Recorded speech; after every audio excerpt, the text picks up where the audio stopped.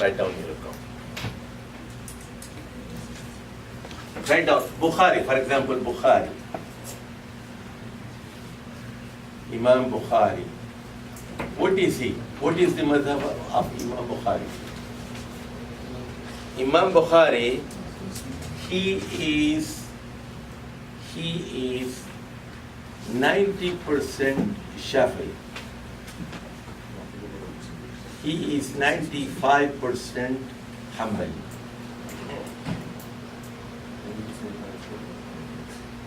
But maybe 5% he is independent. Now, if you are asking about Muhammad bin Abdul Wahhab, Muhammad bin Abdul Wahhab, what is he?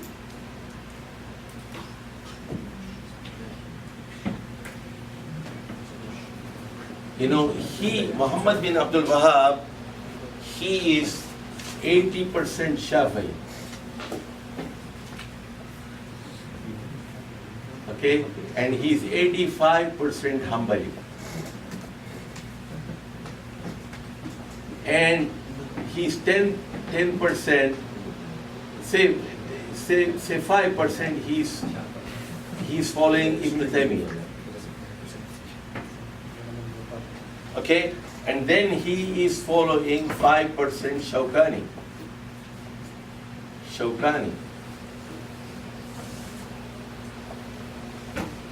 Now, come to Albani, for example. What is he following, Albani? He is following Albani, he is 75% Shafi'i. He is 80% following Ahmad bin Hanbal. Then 5% he is following Ibn Taymiyyah. Then 10% he is following Shawkani. Maybe 5% he has his independent opinion. You got it? So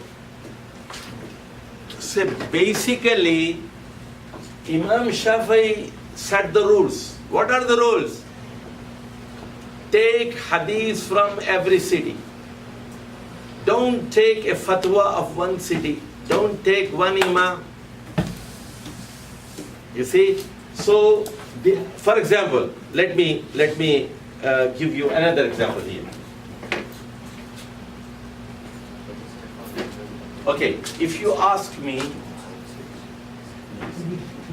okay, what is Ibn Hajar Asqalani? Ibn Hajar. And say, for example, Imam Nawawi.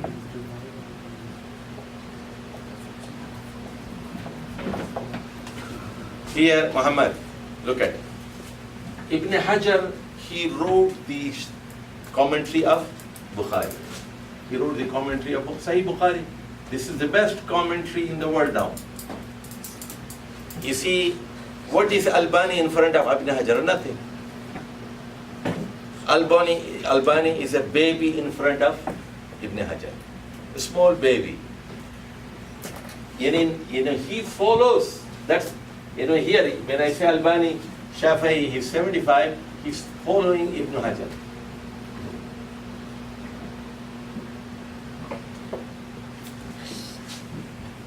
Now, Imam Nawawi, he wrote the commentary of Muslim. Both of them are, listen to me now, they are 90% Shafi'i, he's 90% Shafi'i, but when they found the hadith, because they are making the Sharh of Bukhari and Muslim, so they have 10% independent opinion.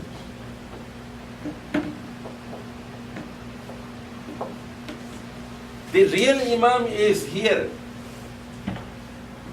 You see that the real Imam who said what he said, the new rules.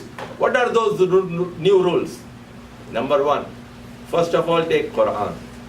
Take Sahih Hadith from any city. Then take the ijma of all Sahaba. And among, if they have individual opinion of Sahaba, then choose which one is more close to Quran and Sunnah.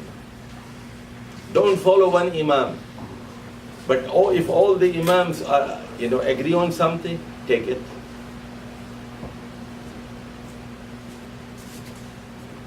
You got it?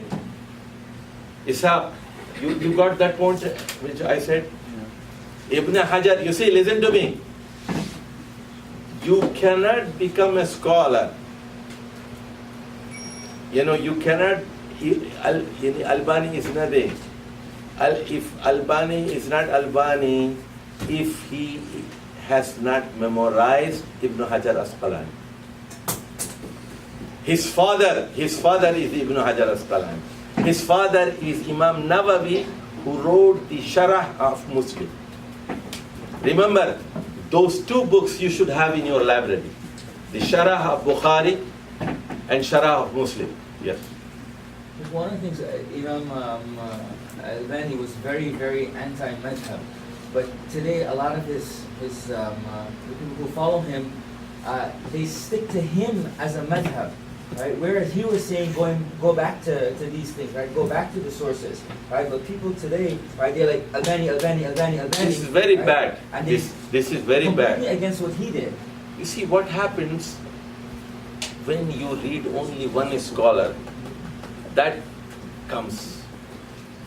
So we don't believe. For example, they, only read Maududi, for example. Why only Maududi? Why Albani only? Why Yusuf al-Qardawi only? Yusuf al-Qardawi is the greatest man right now.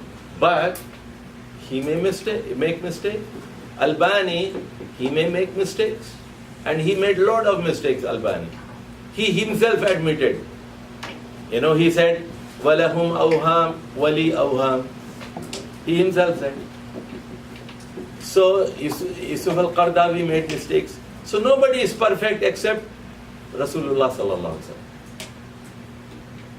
But if you find, yes. Let's say you find a hadith that says something, there's no need to go to the Imam, right? If you find depends on the interpretation of hadith. For example, I give you one example. The hadith, there are 5-6 hadiths that says that you must have waffiru, the beard should be long. Awfiru, waffiru, awfiru. What is the meaning of awfiru? Waffiru, waffir, waffiru, warkhu. What is the meaning of warkhu? Wa'fu. These are the words used in hadith. Wa'fu, warfau, wa'fu, warkhu, waffiru, awfiru. Now, some say that Abdullah bin Umar and Abu Huraira, they were cutting after one